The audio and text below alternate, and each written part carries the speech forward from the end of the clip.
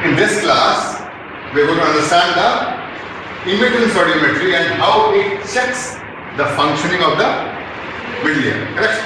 So we take the analogy of an umbrella.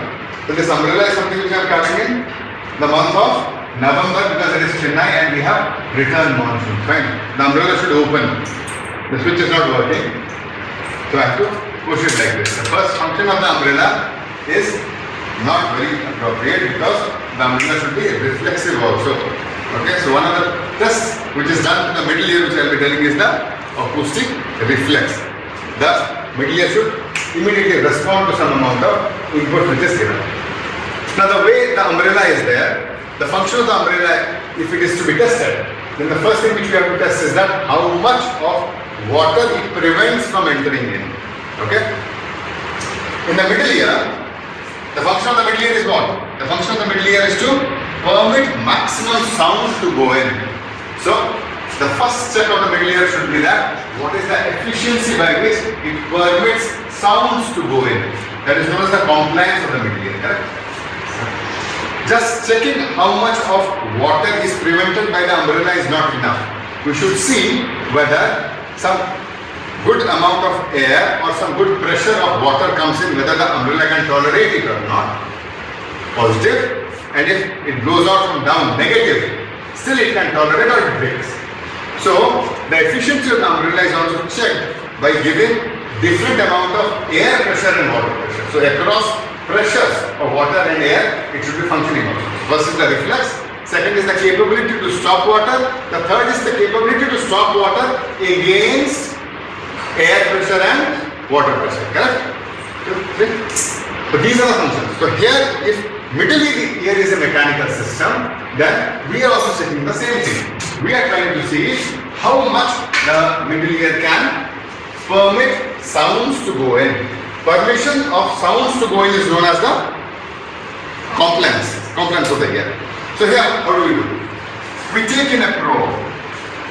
We take a probe. We put it into the ears. Once you put it in the ears, then the probe has to have 3 tubes into it. How many tubes? 3 tubes into it. The first tube would be sending a sound. You will have to see how much the middle ear response is there, which will be giving a sound intensity which goes in a frequency 226 Hz, around 80 to 85 peak SPL. Correct? So the sound goes in, and then we are measuring how much the ear is compliant. Means we cannot see how much sound enters in. So how much sound comes back is measured. So how do you measure the sound which comes back? By recording it. How do you record a sound? By a microphone.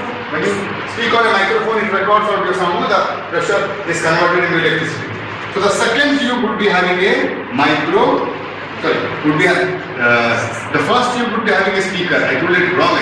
The first tube would be having a speaker. The second would be having a microphone which records the sound which is reflected. And the third tube, I told you the umbrella is to be tested against water pressure and air pressure. So the third tube would be a manometer or a pressure inducing device which pushes the middle ear, pulls the middle ear, and we see how the sound goes in or is reflected back. So we check the compliance of the middle ear across pressures.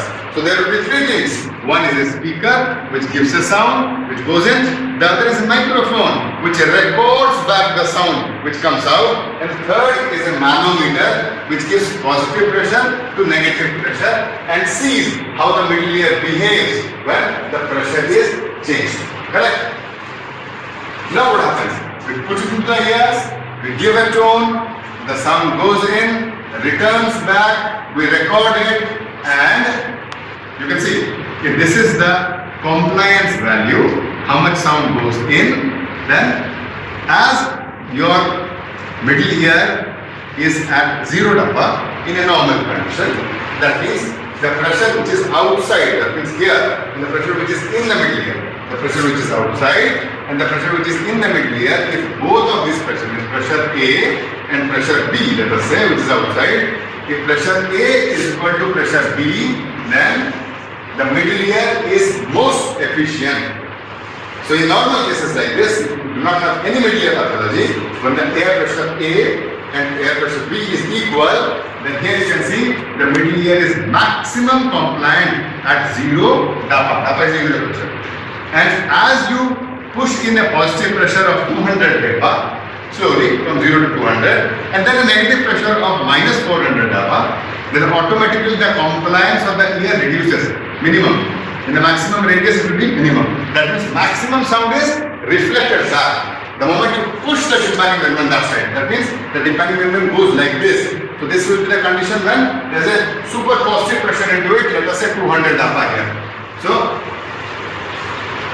the tympanic membrane is pushed. The entire system becomes stiff. Maximum sound comes out. So the compliance here will be minimum. Similarly, if you suck the middle ear out, that means by giving a negative pressure.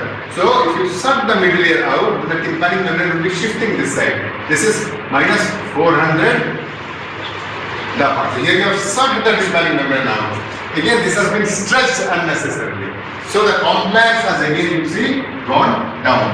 But as you release the pressure, slowly the compliance increases, and then again as you increase the pressure, it decreases. So there is a type of a pattern which is there if the ear is normal. Means if you push it, slowly it reduces. If you pull it, slowly the compliance reduces. But there is a pattern which is in there.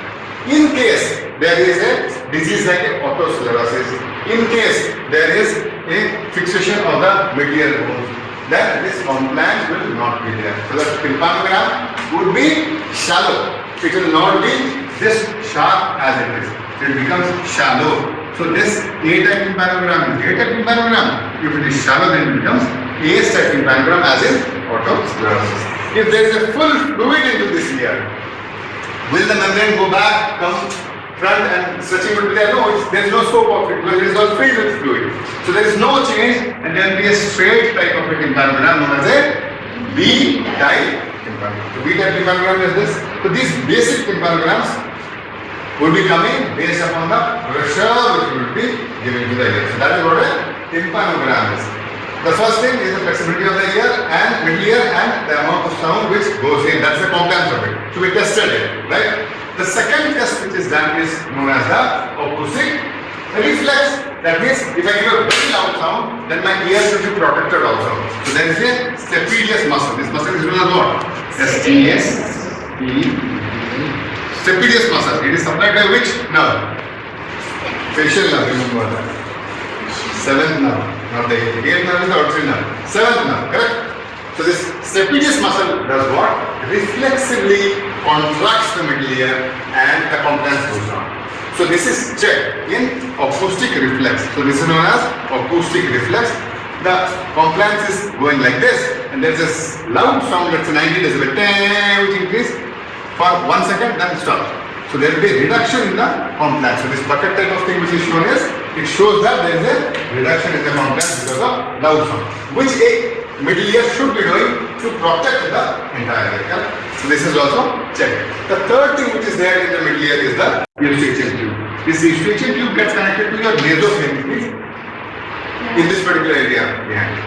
When you swallow something, then there is a negative pressure because air goes inside, negative pressure. The air is sucked in. So a negative pressures get created here of approximately 50 DAPA. When you close your nose and blow it, then the air is pushed inside. So this bulges. The positive 50 DAPA pressure is also there. So Eustachian tube function is also tested here. This is a A-type tympanogram. You close your nose, gulp or swallow 2-3 times. This negative 50 decibel DAPA shift would be there this side. You blow your nose, fill in air, this positive 50 DAPA thing will be there. So this shift in the tympanogram also indicates that the Eustachian tube is functioning. So this way if you see, the entire middle ear in immitance audiometry can be tested through 3 tests. The first is the tympanogram, which shows a cross pressure how the compliance of the middle ear changes with a reference of 0 DAPA. That is when the air pressure is equal both the sides, external ear and the middle ear. First test. The second test is the sound and there is a reflex which is coming.